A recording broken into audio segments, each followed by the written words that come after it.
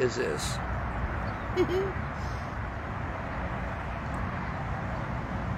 Hello everybody. I'm going to give you a minute to come on in here.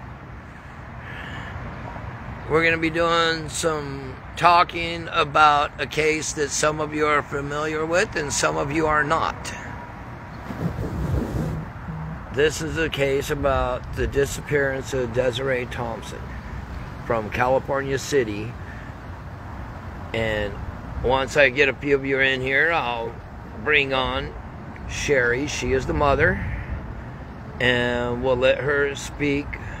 And she will have open mic to speak anything she wants. It's, it's on her. But there's been a lot that came about this weekend in regards to the case. And we'll get to that in a minute. And we'll bring her on right now. And your name, ma'am? Sheri Smith. And where are we at? We are at Anna Park in Roseman. And let's talk about the disappearance of your daughter and what all came about, because a lot came to light this weekend, as we know. Yes. She came up missing January 7th of 2012. For the past over 10 years, the only suspect of interest was her husband. This has been a long, hard road trying to get justice for my daughter. The events of this weekend have just mind-boggled me at this point. At the beginning, when my daughter disappeared, there was domestic violence. There was a gun put to her face by her husband. And right after that, he disappeared. Well, there was also a knife put to her as well. And at that point, he disappeared. And within a 24-hour period, well, less than 24-hour period, my daughter was missing as well. I fought all these 10 plus years trying to locate and find out any kind of information on my daughter. And the events of this weekend, well, they cannot confirm or deny at this point. All they can confirm is, yes, they did get DNA, but they have reason to believe that it is my daughter. They do have a person of interest in custody,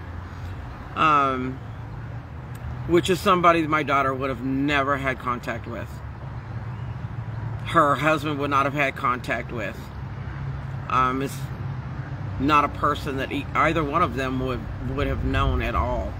So, because I did ask the police detective, was there any connection between her husband Edward and maybe this person, maybe, murder by hire, or whatever the case may be.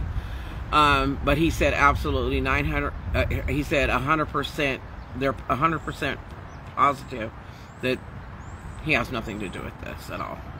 So the husband that was actually a suspect for many, many years actually is not the suspect at this time. Nope.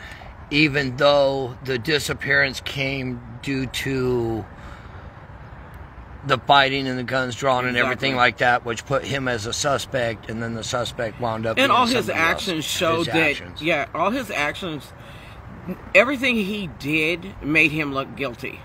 Everything, from the violence, the gun, everything, and the fact that he took off. He never once, not for 1 second, did he ever spend looking for her. And I was told by people that he had been in the Lancaster, Palmdale area looking for somebody who could get him fake IDs, fake socials, and all of this. Well, that automatically would make you think that he's guilty. He hid out all these years. And the fact that he was on parole at the time, correct? Yes, he was. He was on parole, so... He was on parole, and at the time when he caught the case, which was domestic violence on my daughter at that time. When he got that case, the judge in Lancaster told him that if he came back in with a charge like that again, he was looking at 25. He was looking at a 25 to life. So most likely he ran because he was afraid he was going to prison for this. Absolutely. And the thing is that not only would it have been 25, but he had another domestic violence charge. He had a gun charge and a knife charge on there as well. So he wasn't going to get out if he went in. And the current suspect, he was actually due in court today. Yes, he was. At 3 p.m. We don't know what happened there yet, but we hope to find out. And over the weekend, you guys may have seen that we were at a location on Lime and 86th in Cal City. And at that location is where human remains were found. And that was confirmed to me. Yeah, it was definitely confirmed. And they also, what they wanted to let everybody know also is that the family that lives at that home currently at this time had nothing whatsoever to do with the crime. They bought the home after the crimes were committed at that location. Yeah. And I'm sure my heart goes out to them just Mine like does yours too. does. I feel for them. And I actually told the detectives, tell them I'm so sorry that they're having to go through this.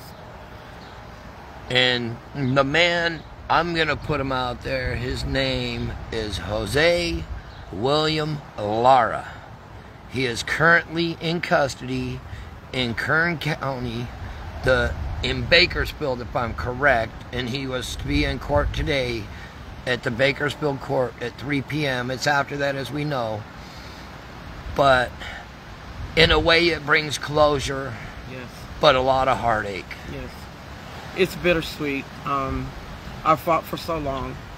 Everybody knows I would want to bring my daughter home alive. But seeing as how I can't, I'm glad that I'm able to bring her home where she belongs. And now it's the fight for justice for her. And I think justice will definitely be served. Yes. And he is in custody. I think, as a matter of fact, he's on a no bail. Yes, he is. No bail. He's on no bail. And no murder, first-degree murder charges. And first-degree murder. Yep. And remember, folks, this case almost went cold. And that was even stated in an interview that, thank God, somebody came forward, because there was a witness that came forward and stated that this is the location, this is where it's at. Otherwise, this case may have gone cold. Yes. And I say thank you to Cal City PD. I do too. Thank you, Chief John Walker. Thank you, FBI. Thank you, everybody involved. Brandenburg. Yes. The FBI, the forensics. I thank all of them. You still have to wait for DNA confirmation. I'll be giving DNA tomorrow. Again, I did it when she first was reported missing, but they had stated today, Detective Brandenburg had called me and had said that they were requesting additional DNA from us, so we will give them DNA tomorrow. They're also getting dental records to make sure, as more DNA confirmation or whatever, to identify the remains. And may she definitely rest in peace, and may you and your family get justice and get to have the proper services for your daughter. Yes. And as you all know, we say it all the time, may God bless you all. Have a blessed day, and we will be talking to you all soon. God bless.